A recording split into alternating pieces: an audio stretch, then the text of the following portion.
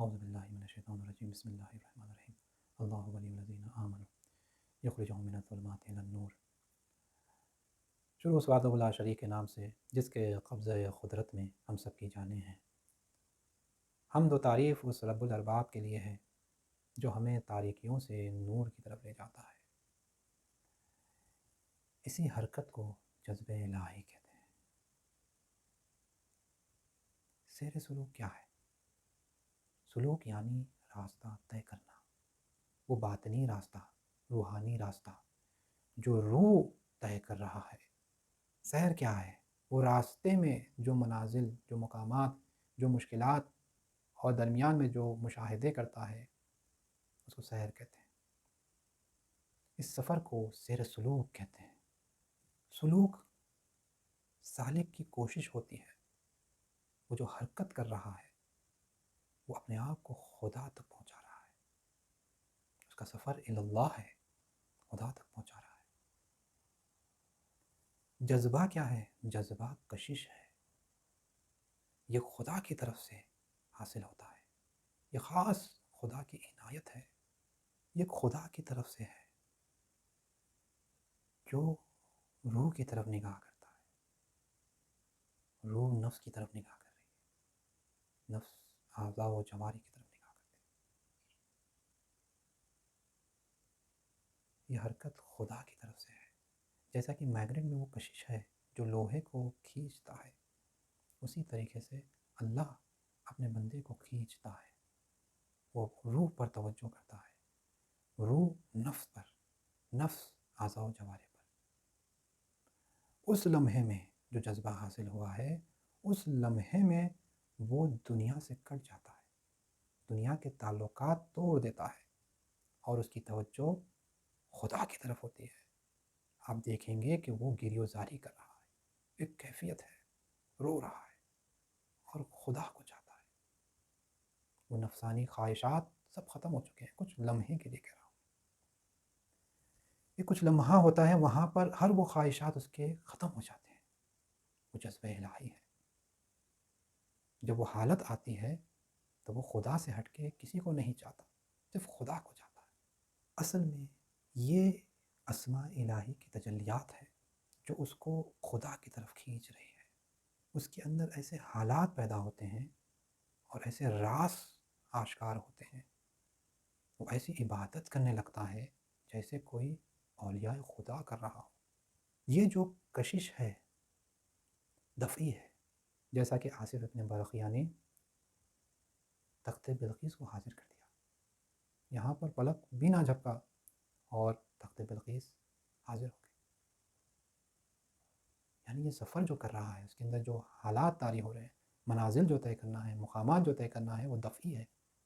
اور وہ جو سلوک کر رہا ہے، جو تلاش و کوشش کر رہا ہے، وہ تدریجی ہے، ایک منزل سے دوسری منزل، دوسری منزل سے تیسری منزل۔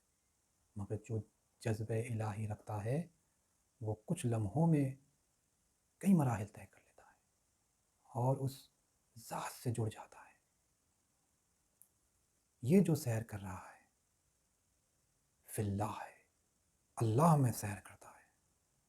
اللہ پہلے اپنی ذات سے آشنا کراتا ہے، پھر اس کی صفات سے جو تمام عالم میں ظاہر ہے، اور اپنے افعال سے وہ اپنے آپ کو فنا تک پہنچا دیتا ہے، جہاں پر اللہ اپنی ذات، صفات اور فعل کو دکھاتا ہے۔ یعنی وہ سیر کر رہا ہے باللہ کے ساتھ، اللہ کے ساتھ، اللہ دکھا رہا ہے۔ امام خمینی اپنی کتاب میں سالک کے 3 تقسیم کیے ہیں۔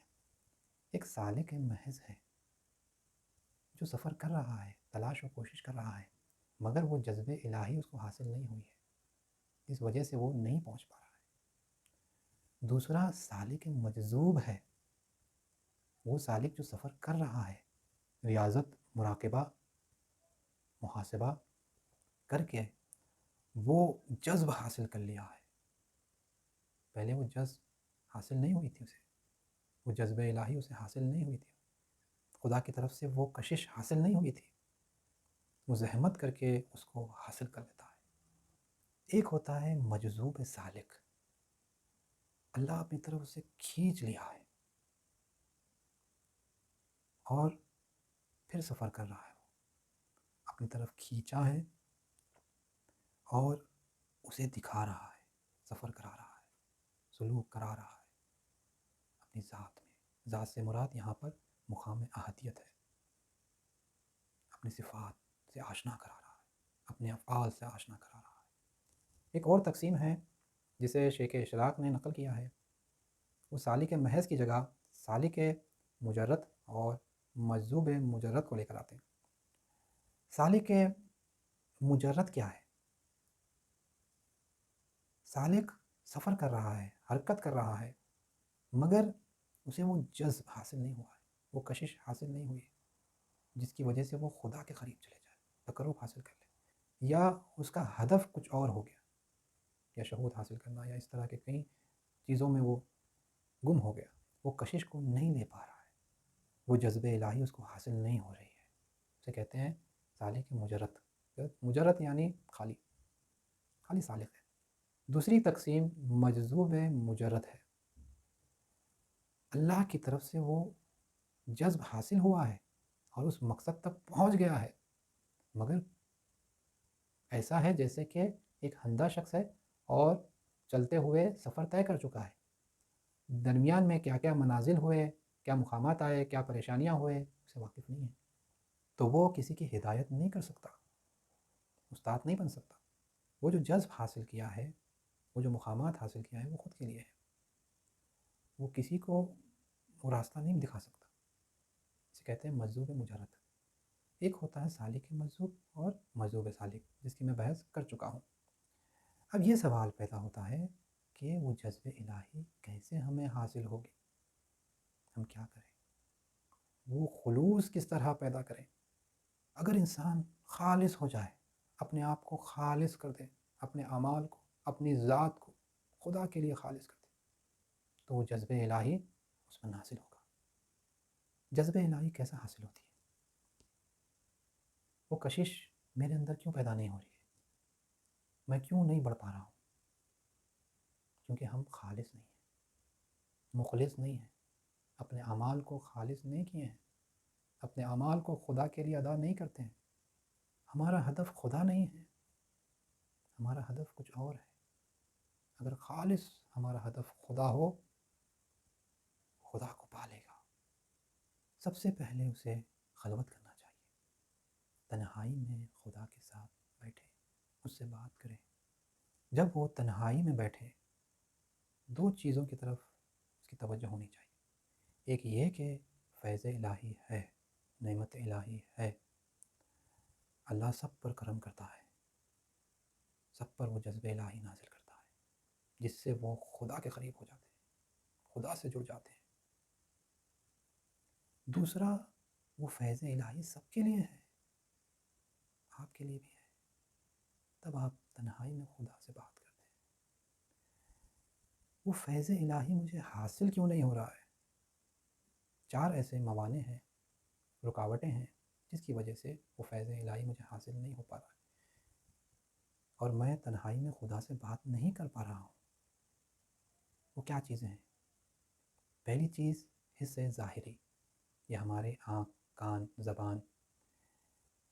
جب آپ تنہائی میں بیٹھتے ہیں تو آپ کی نگاہ کہیں اور ہے، جو آپ کو جلب کر رہی ہے، یا کسی کی آواز آ رہی ہے، آپ کی توجہ وہاں پر ہے، یا کچھ کھانا بن رہا ہے تو اس کی بو آ رہی ہے، آپ کی توجہ وہاں پر ہے۔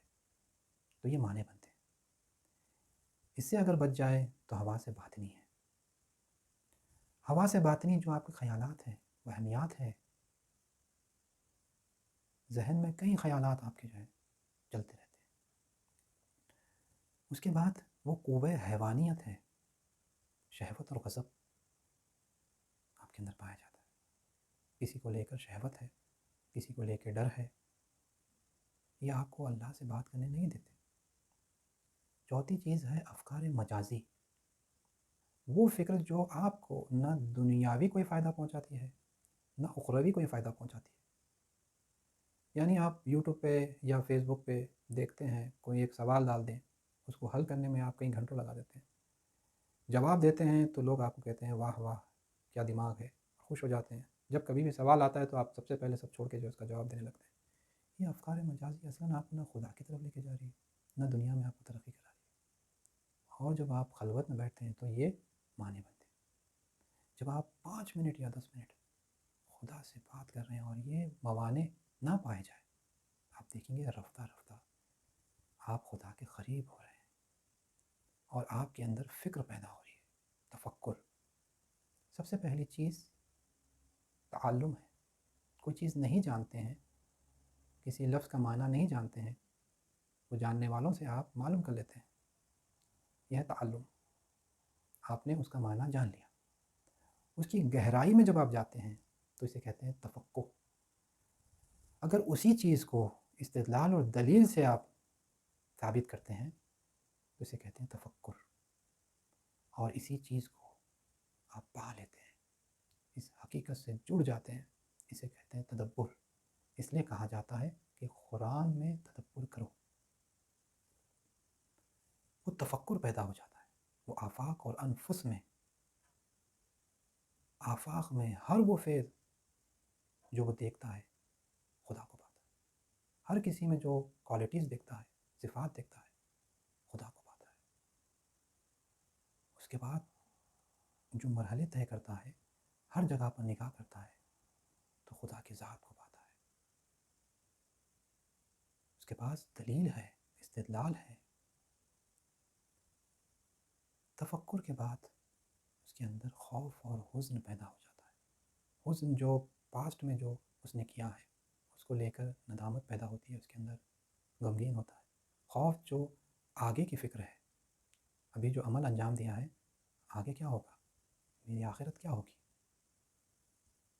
اس کے بعد اس کے اندر امید پیدا ہوتی ہے جو اسے حرکت کراتی ہے. اس کے بعد صبر پیدا ہوتا ہے. پھر وہ خدا کے لیے حرکت کرتا ہے، ہر مصیبت سے گزر جاتا ہے اور وہ مصیبت کو مصیبت نہیں سمجھتا، وہ اس سے لذت لینے لگتا ہے.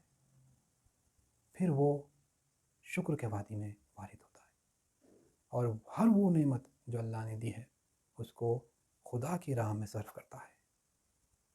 ہر وہ نعمت جو خدا کی راہ میں صرف کرے یعنی وہ اس کا شکر ادا کر رہا ہے. اس کے اندر اخلاص پیدا ہوتا ہے، خلوص پیدا ہوتا ہے. تب وہ جذب الہی اس کے اندر ظاہر ہوتا ہے. ابھی ایک حال ہے، کچھ لمحے کے لیے شاید حاصل ہو جائے. جتنا مراقبہ آپ کا دقیق اور پرفیکٹ ہوگا،